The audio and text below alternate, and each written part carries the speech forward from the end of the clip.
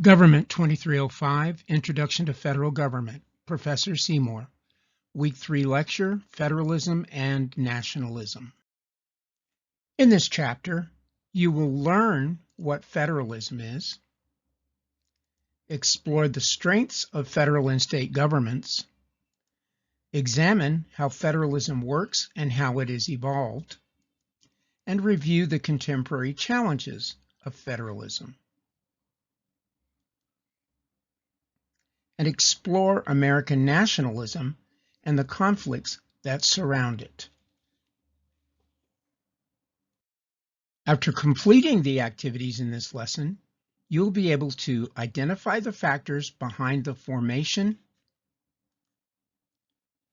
of America's unique federal system, assess the strengths of state and national level policy, explain how federalism works and how it has evolved, describe some current issues in the long-standing debate about federalism, and explain how nationalism can be both a positive force that binds our large and diverse nation together and a negative force that sows division.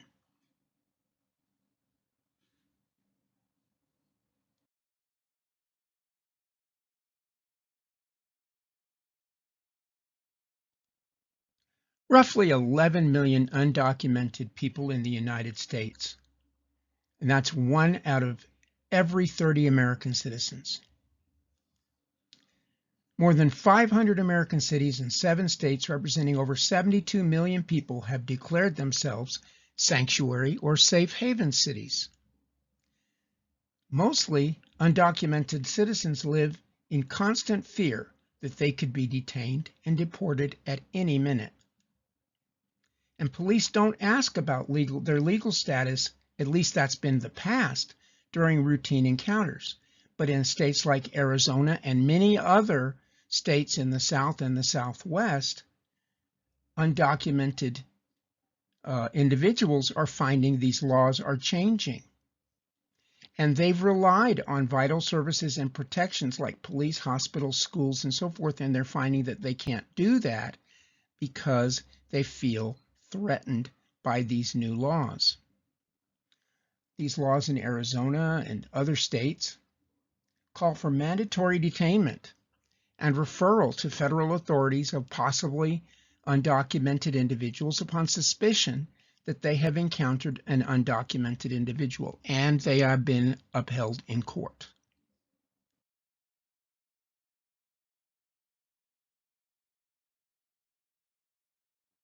As we start looking at our study of federalism, let's take a look at some important numbers that your book and textbook authors introduced to you.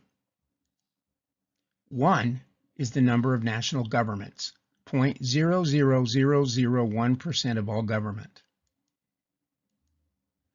90,126 is the estimated number of governments in the United States. 2.8 is the number of non-military personnel in millions who work for the federal government.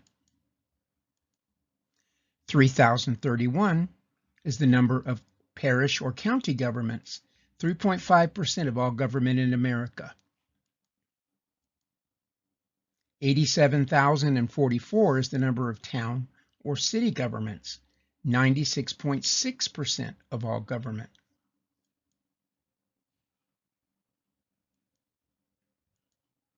50 is the number of state governments, 0.1% of all government. 13.7 is the number of non-military personnel in millions who work for local governments. 17 is the percentage of Americans who say that they trust their national government to do what is right most of the time. 72 is the percentage of Americans who say that they trust local governments to do what is right most of the time. 5.1 is the number of non-military personnel in millions who work for state governments.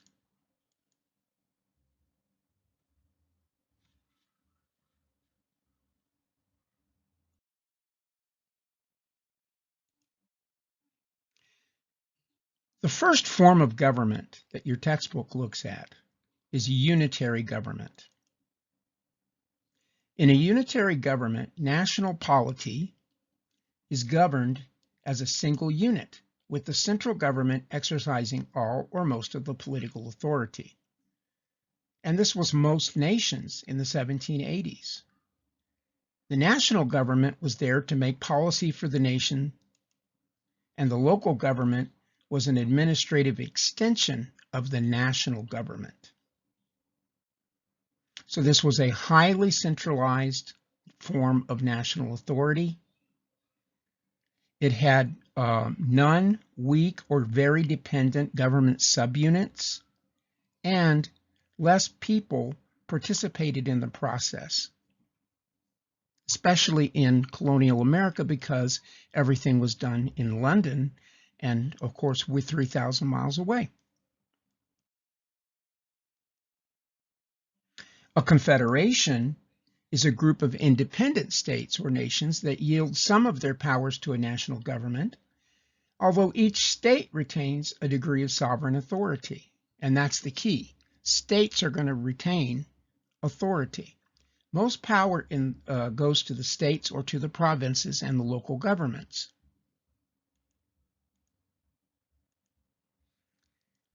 This has weak central authority for the common defense or economic benefits. So it's pretty much a handshake between the states to form a government that's a national government with very little power going to the national government. It's an alliance of equal partners or entities, and each entity has an authority, and all of the authority that isn't delegated goes to each individual state or part of the Confederacy. In the Constitutional Convention and in our constitutional setting for federalism, the delegates devised an innovative hybrid plan that they called a federal system. This federal system, in which power is divided and shared between national and state governments. The Constitution gives some decisions to the national government, and it gives others to the states. But this built conflict into the system between those state units and the national government. And it also has independent local governments that are actually units of the state, not of the national government. So if you look at this chart, the Constitution is the head of our government in terms of, and we the people, in terms of the laws that we follow. And then we have the national government and its three co-equal branches of governance: legislative, executive, and judicial. And then we have our state governments, which are bound by the United States Constitution and by the state constitutions. And they also have three co-equal branches: the legislative, executive, and judicial. And then local governmental units are underneath those state governments. Now, if you look at this chart, notice that the closer the government gets to the people, as levels move from national to local, the more trust is built in. So as we move from down here and we move up, the level of trust increases.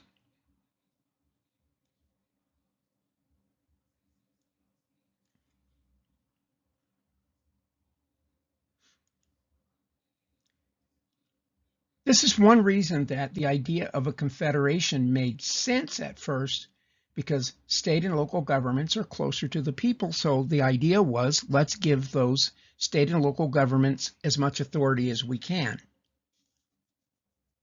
The national government would seem very distant and untrustworthy, and people didn't trust it, didn't want it. The same is true today.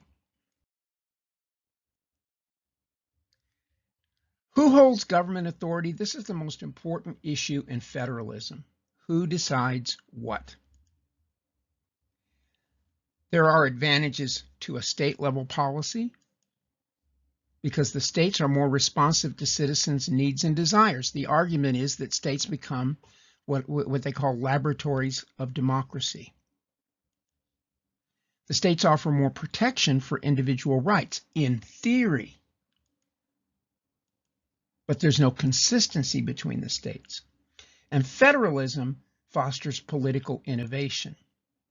But federalism gives people more choices because you have different state governments, so theoretically you can vote with your feet.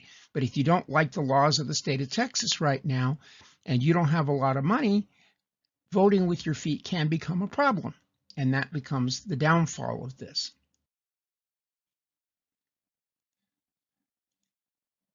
So there are advantages of a policy that favors a national authority. First, they tend to be more fair because they're equal across the states. They do tend to equalize resources across the nation, and they standardize best practices for what works and what doesn't. Of course, it also, though, alleviates that laboratory of democracy that a state can have when it wants to try something a little different.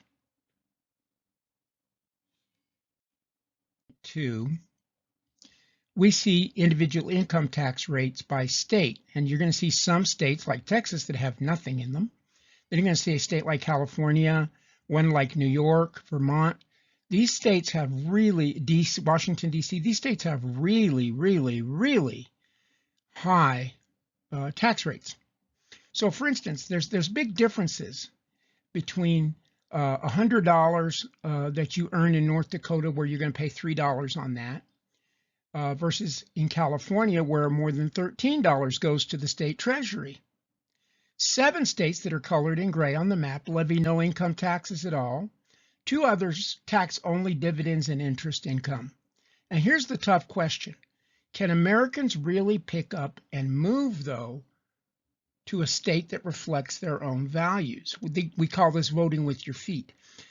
Is that, I mean, a lot of people from California and New York have moved to states like Texas, Florida, Nevada. And the reason for this is because of state taxes, and because of employment opportunities. But not everybody can do that.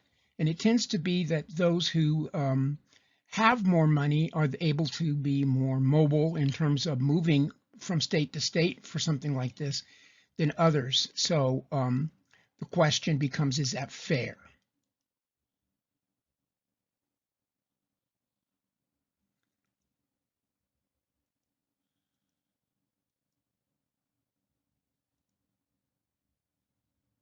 Why do you think that people have been voting with their feet lately?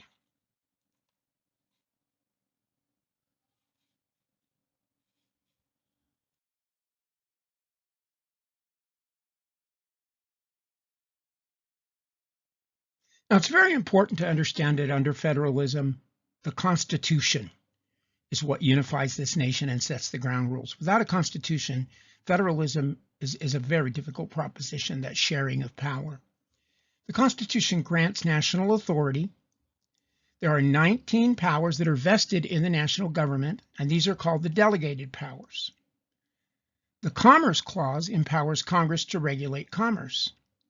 The Necessary and Proper Clause is Congress's constitutional authority to exercise the necessary and proper powers to carry out its designated functions. We call these implied powers. The Supremacy Clause is the national government's authority to prevail over any conflict. And the inherent powers say that neither those specified or implied by the necessary for the federal government go to the states. So that Supremacy Clause, Article 6, Section 2, all right, it establishes a level of authority. United States Constitution being on top, then acts of Congress, then state constitutions, then state laws, and then city and county governments, which are creations of the state. It buttresses the delegated and implied powers. It's the national authority that prevails over any conflicting state or local governmental claims.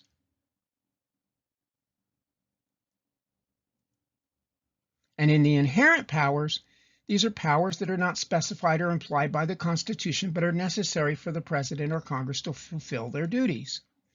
The Constitution protects state authority. States have authority granted by the 10th Amendment to the Constitution, and it reserves to the states all powers that are not specifically granted to the national branches. And reserved, that's why we call these reserved powers. And these are the constitutional guarantee that the states retain government authority not explicitly granted to national government. The Constitution authorizes a sharing of power. States and national authorities share many of their responsibilities. Concurrent powers are those that the governmental authority is shared by national and state governments. So when they're shared, then that becomes a concurrent power. For instance, the power to tax. Full faith and credit refers to the constitutional requirement that each state recognize and uphold the laws passed by another state. And the Constitution empowers and limits both the national and the state governments. So it gives them power and it also limits their power. So like this chart shows, which is also in your book, you have your powers of national government, which include the power to regulate trade, coin money, maintain and arm forces, declare war, and establish post offices. Your powers that are given to the state government are reserved. These are to control public education, punish criminals, protect public health and safety, conduct elections, and establish local governments. And then you have your concurrent powers. The power to maintain law and order, the power to levy taxes, the power to borrow money, the power to take land for public use, to provide for the public welfare, and to establish a court system. So the Constitution delegates some powers to the national government, some powers to the states, and some powers to both. The joint or concurrent powers have stretched dramatically over the years as the government has entered into previously untried policy areas like education and healthcare.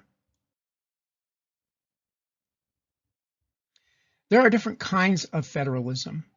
The federal system from the creation of the Constitution and the establishment of this country up till 1933 was one of dual federalism, or the layer cake method. Basically, each level of government kept to itself. State and national governments had relatively clear responsibilities. The state government wielded at least as much power as the federal government did. Under layer cake federalism, you have separate layers of government.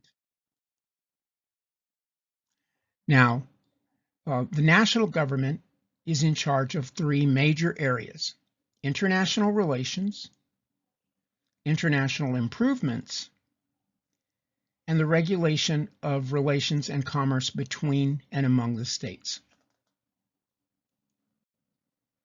And the states retained control over just about everything else having to do with individual citizens.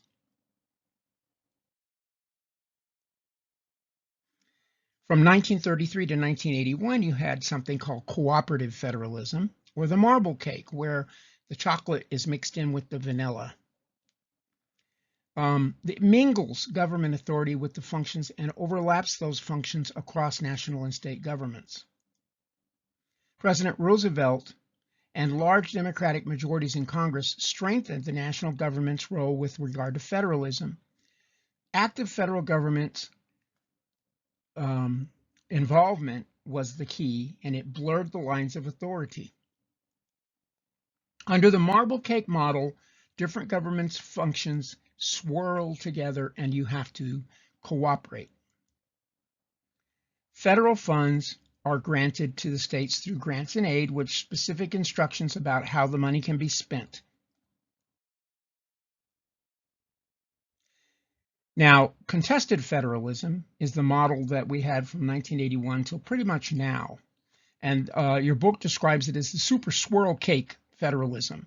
It extensively mingles government authority as partisans try to influence policies by shifting functions between the national and the state governments. And this is where a lot of our division is coming from right now in the United States. Under Reagan, this this form of federalism tipped the pendulum of power away from national officials more towards the authority to the states.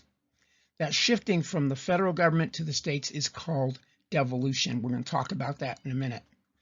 The super swirl cake federalism model is where government authority mingles governing authority with high partisan conflict between the states and the national government. Under new federalism, that's the authority is given from the federal officials to the state and local officials. That's devolution. And under block grants, this is the power that the federal government has in terms of giving money. Under a block grant, that money does not have strings attached. The national government funds specific policy areas with few restrictions and says states go at it as long as you spend the money on what you're supposed to. Progressive federalism is where the national government sets program goals and states determine how to achieve them. And that would be, the best example of that would be No Child Left Behind.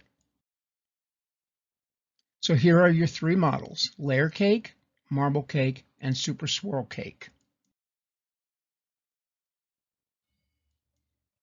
So today, the Trump administration is trying to go back to this era of new federalism. And under new federalism, the states regain power through tax cuts, domestic spending cuts, flexible block grants, the reduction in federal grant money that goes for specific purposes with specific strings attached.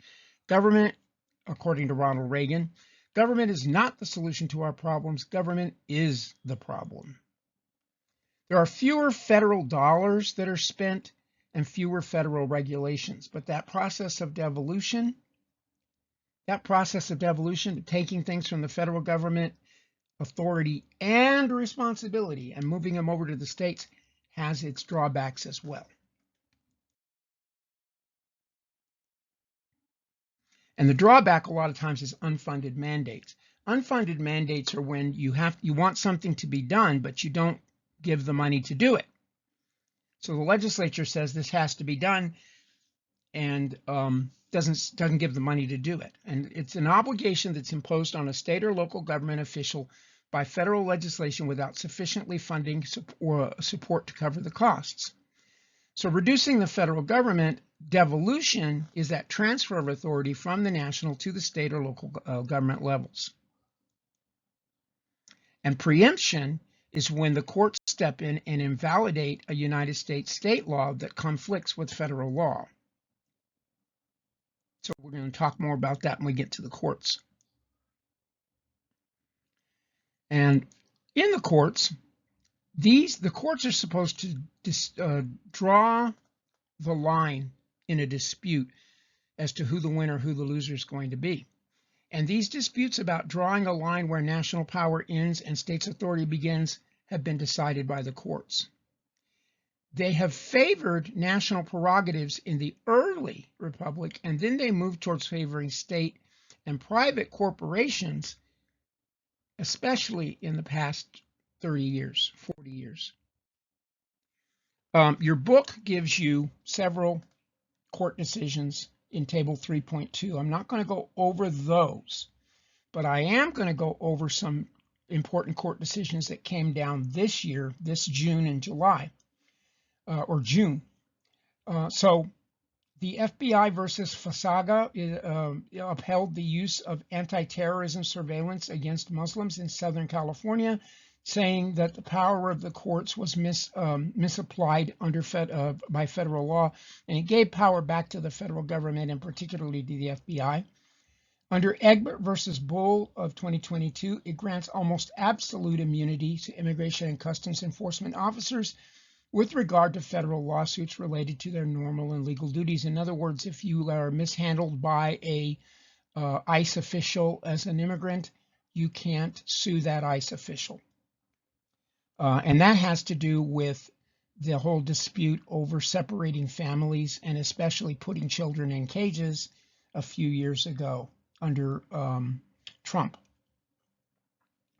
Now, two of the recent decisions really favored state governments. And of course, the biggie this year is Dobbs versus Jackson Women's Clinic, 2022, which effectively overturned the 50-year precedent case of Roe versus Wade in 1973, and it returns the authority for states to regulate and enforce abortion laws. And abortion is now completely legal or highly restricted, completely illegal or highly restricted in 28 states, mostly in the South and Midwest. In the West Virginia versus the EPA case, it has dramatically limited the power of the EPA and returned that power to the states. It prohibits the federal government from enforcing restrictions on the burning of fossil fuels and leaving policy making to the states for now. For instance, in a state like Texas, we're kind of saying, hey, burn more fossil fuel. But in California, if you noticed just recently, California just passed a law that said that by 2032, you can't buy a new gasoline-fueled car in the state of California. We'll see if that holds up. But that's two states going in two very different directions. Your book also talks about American nationalism. This is Americans' public sense of identity as Americans. It helps maintain a federal balance by instilling loyalty to the nation, the state, and a locality, and it can turn inward and exclude others, and we've seen both cases, right? Make America Great Again is really just a return to historical times of, for instance, the Know Nothing Party, where they said, hey, if you're not American, get out, whatever American is. The rise of American nationalism comes, though, from an unlikely source, the Constitution itself.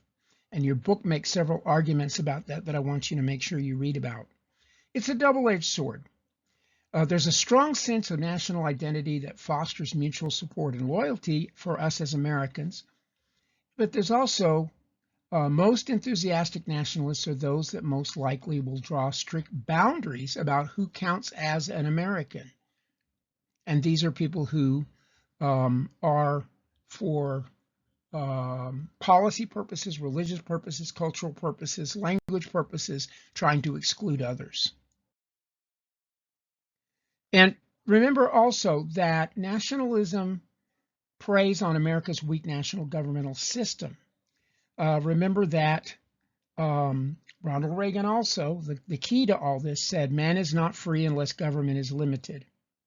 And Article 1 of the Constitution basically becomes an issue in and of itself, because that's the legislature. How much power does the legislature have? How much power does the executive have? The strength of central governments is measured by three principles: size, authority, and independence. And as we see here, the levels of government grow as you go down towards state and local governments. And there's a reason for that. The founding fathers believed, and people at that time believed, that government was better at the local level. So in terms of size, the American national government is smaller than that of other nations. It grew after World War I, the Great Depression, World War II, the Cold War, and the Great Society of the 1960s. But lately, it's been shrinking. The mid-19th century nations had powerful and efficient national bureaucracies and civil service, and that's what the national government was all about. The American government did not have strong central bureaucracies. American civic volunteerism, Americans stepping up and taking like for instance in a hurricane or a natural disaster, participating in public life without government incentives or coercion, is what we've always been about. And independence. There is a separate and dividing line about who governs power. The vertical dimension talks about power sharing among different levels of government. Each level has an internal check and balance system. Those checks and balances, again, are found at